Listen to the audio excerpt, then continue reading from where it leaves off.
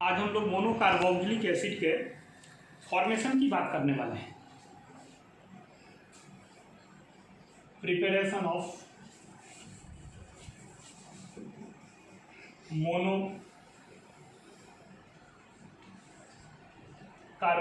Acid. हमने आपको बताया था कि हम लोगों को केवल सैचुरेटेड मोनोकार्बोक्सिलिक एसिड की बात करनी है, उन्हीं के निर्माण की बात करेंगे। और पहली विधि है by oxidation of 1 degree alcohol. 1 degree alcohol ऐसा होता है RCH2OH।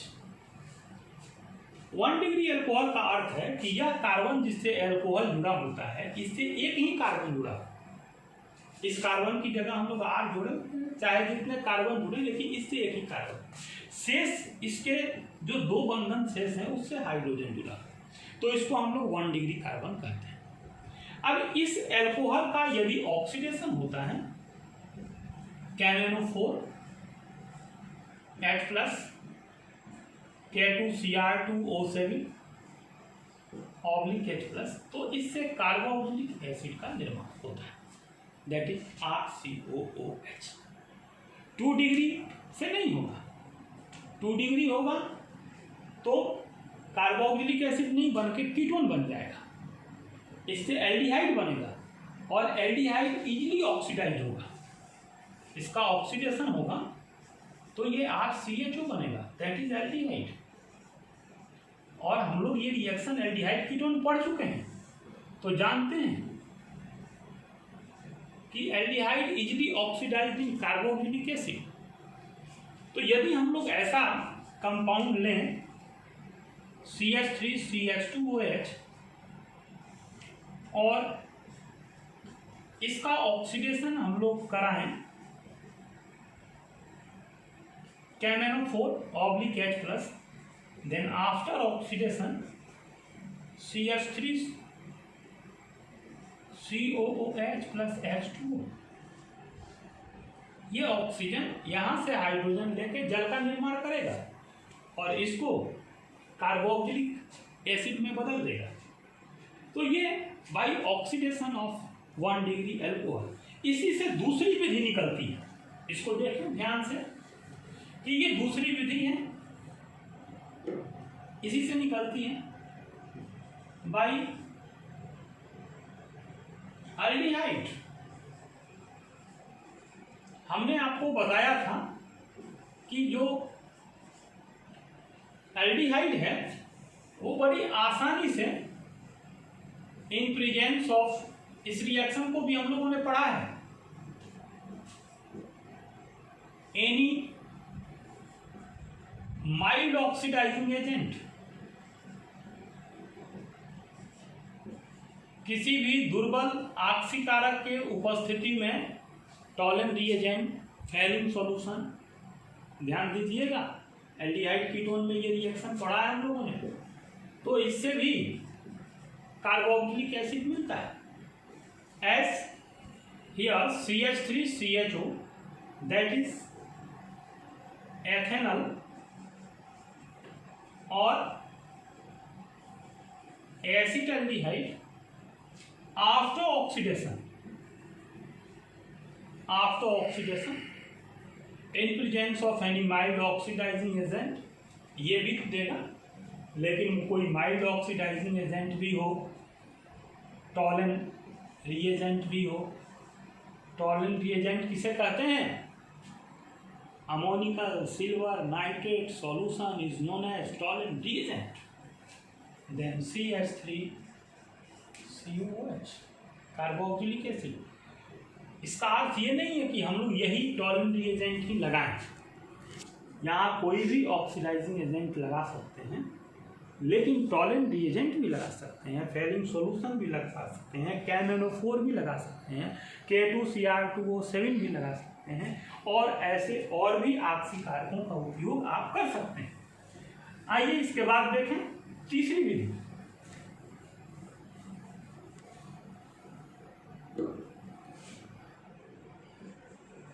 by trihalogenated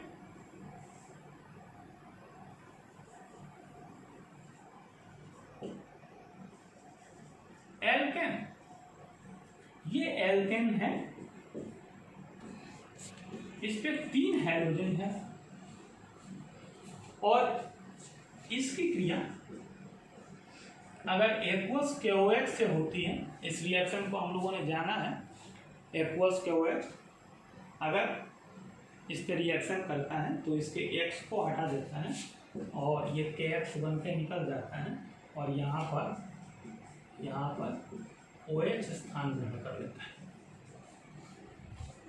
हमने ये भी बात आपको बताया है कि जिस कार्बन पर 2 एल्कोहल होते हैं वो अनस्टेबल होता है, तो ये अनस्टेबल होता है। हैलोजनेटेड एल्केन का एक्वस KOH के रिएक्शन का मैकेनिज्म भी हम लोगों ने पढ़ा है। फिर इसको जब ये अनस्टेबल है तो ये चूंकि ये जो ऑक्सीजन है इस कार्बन पर इलेक्ट्रॉन डेंसिटी बढ़ाते हैं और इलेक्ट्रॉन एक दूसरे को रिपेल करते हैं और इन इलेक्ट्रॉन डेंसिटी को कम करने के लिए इससे H2O निकल जाता है और तब ऐसा हो जाता है HC, ये double bond OH, that is formic acid, और मेथेनोइक एसिड। ये जो H है इसकी जगह हम लोग R लिख दें, then this acid is alkanoic acid.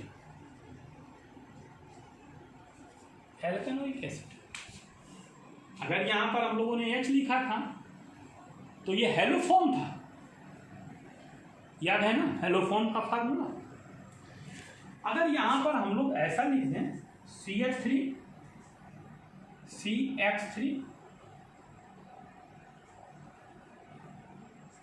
CX3 aqueous KOH की जगह NaOH भी लिखा जा सकता है, then CH3C OH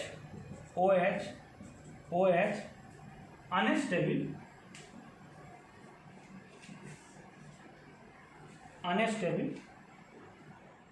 CH3 COOH H2O।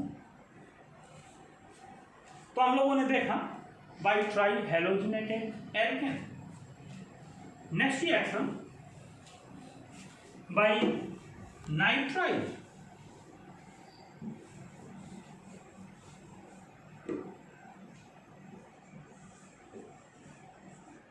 by hydrolysis of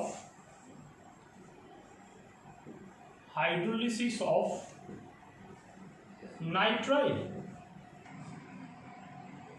तो हम लोग देख रहे हैं कि हाइड्रोलिसिस ऑफ नाइट्राइल। अब ये नाइट्राइल है, इसको तो हम लोग जानते हैं, इधर R जोड़ सकते हैं। इसका एसिडिक मीडियम या बेसिक मीडियम, बेसिक या एसिडिक, कोई भी बेसिक मीडियम हो सकता है, एसिडिक मीडियम हो सकता है, उसमें इसका हाइड्रोलिसिस होता है तो ये कार्बोक्सिलिक एसिड में बदल जाता है। एज फॉर एग्जाम्पल ये यहाँ RCN हो और ये H2O/H+, that is acidulated water,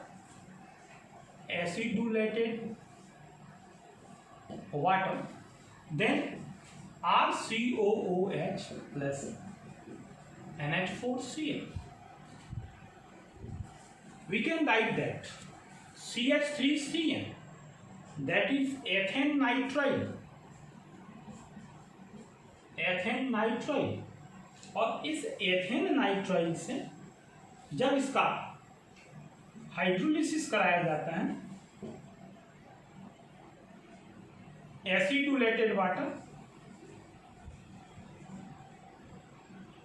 एसिडुलेटेड water, तब ये CH3COOH carboxylic acid, then NH4Cl, भाई अमोनिया निकलती है और H प्लस के साथ NH4 प्लस ऐसा बनाता है। अगर एसिड HCl एसिड है तो NH4Cl बनेगा, साधारण सी बात है। तो हम लोगों ने देखा कि नाइट्राइल का हाइड्रोलिसिस होता है तो कार्बोक्सिलिक एसिड मिलता है। कार्बोक्सिलिक एसिड मिलता है bye hydrolysis of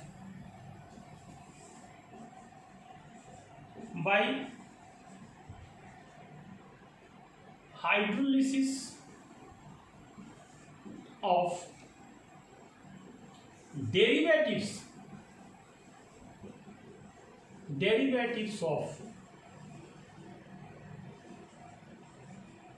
carboxylic acid. ये है RCOCl या RCOX एसिड हैलाइड, पहला डेरिवेटिव्स। ये दूसरा डेरिवेटिव्स है RCOO, ये तीसरा डेरिवेटिव्स है, इसको हम लोग बोलते हैं एसिड एनहाइड्राइड।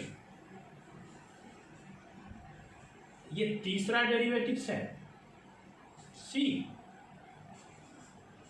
RCOOR-, ये एस्टर है।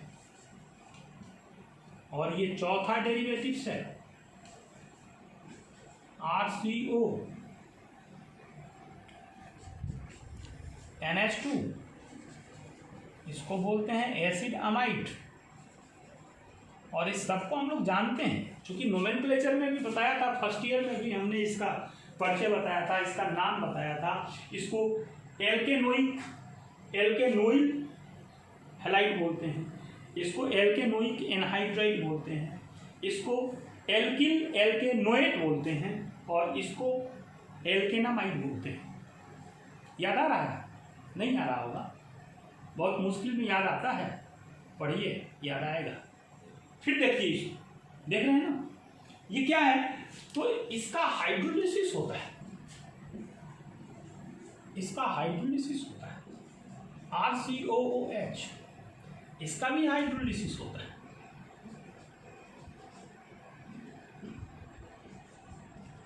RCOOH, इसका भी हाइड्रोलिसिस होता है।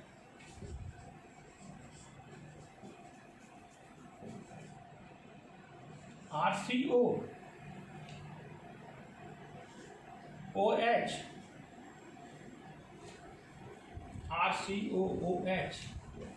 प्लस R-OH, जहां से टूटता है ये ध्यान रखिएगा, OH H ऐसा जाता है, और फिर इसका हाइड्रोलिसिस होता है, और ये देता है RCOOH। लेकिन ध्यान रहे, सबसे कठिनाई से इसका हाइड्रोलिसिस होता है।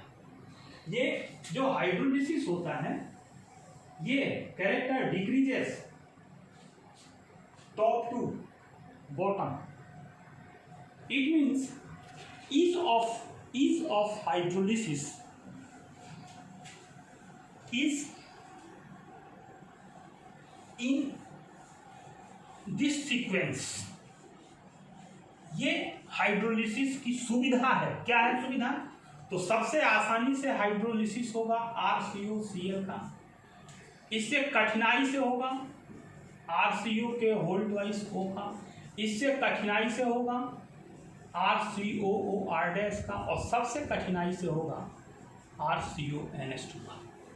तो इन दोनों के रिएक्शन, यूं कहें तीनों के रिएक्शन खूब मिलते हैं, इसके रिएक्शन कम मिलते हैं किताबों में।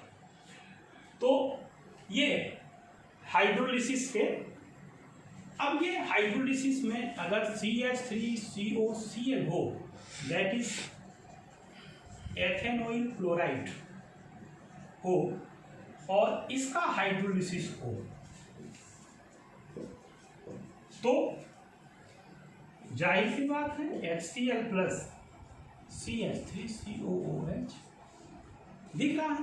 हाथ कंगन को आरसी क्या, पढ़े लिखे को फारसी क्या, आपको सीधा दिख रहा है कि ये बनता है।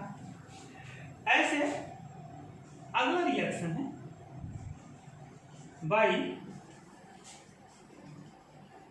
ग्रिग्नार्ड रिएजेंट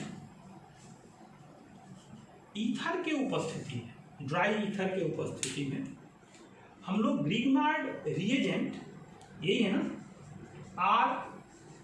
RMgS, इसकी क्रिया कार्बन डाइऑक्साइड से करते हैं इन presence of dry ether.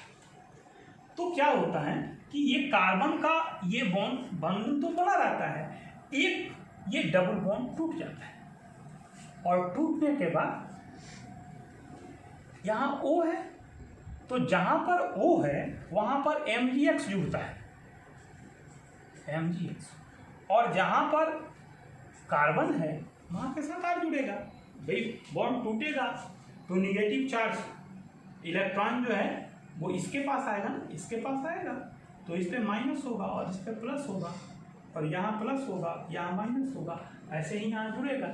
Mechanism आप जानते हैं, बहुत सारे मैकेनिज्म हमने पढ़ाए हैं पीछे रिएक्शन में, अगर उनको ध्यान आ रहा हो उनका तो ये सब बातें आसान हो जाती हैं। उसके बाद क्या होता है कि इसका हाइड्रोलिसिस हो जाता है, इसका हाइड्रोलिसिस हो जाता है, और जब इसका हाइड्रोलिसिस होता है तो ये RC डबल बॉन्ड OH यहाँ था, और प्लस ये MgOHX मैग्नीशियम ऑक्सीहलाइड। अब यदि यहाँ R की जगह हम लोग CH3MgCl लेकर के नया रिएक्शन देखें, ऐसा C डबल बॉन्ड O, और तब ये ड्राई ईथर, और फिर ये बॉन्ड टूटा, वैसे ही टूट गया जैसा टूटना था, OMgX CH3 बॉन्ड टूटा, फिर हाइड्रोलिसिस हुआ। हाइड्रोलिसिस ऐसा लिख सकते हैं HOH, मेरी मर्जी, चाहे तो लिखें, ठीक है, मेरी मर्जी, मैं चाहे ये करूं, मैं चाहे वो करूं, नदी को मैं कहूं नाला, चाबी भी ना खोलूं ताला, लेकिन ध्यान तो होना चाहिए, पता तो होना चाहिए। फिर मेरी मर्जी H2O लिखें, HOH लिखें, H2O/H+ लिखें, कुछ भी लिख सकते हैं। ऐसा लिखा, ऐसा हो गया CH3 COH double bond plus MgX की जगह Cl लिखें, यहाँ OHCl, मैग्नीशियम ऑक्सी क्लोराइड, यह एथेनोइक एसिड। तो हम लोगों ने कार्बोक्जिलिक एसिड के निर्माण की कुल 6 विधियां पढ़ी। कल अगले दिन जब मैं वीडियो डालूंगा इसके, तो और इनके शेष विधियों को बताऊंगा, लेकिन आज इतना ही। इसको ध्यान से देखेंगे, इसका अभ्यास करेंगे, नोट्स बनाएंगे, इंतजार करेंगे। Thank you.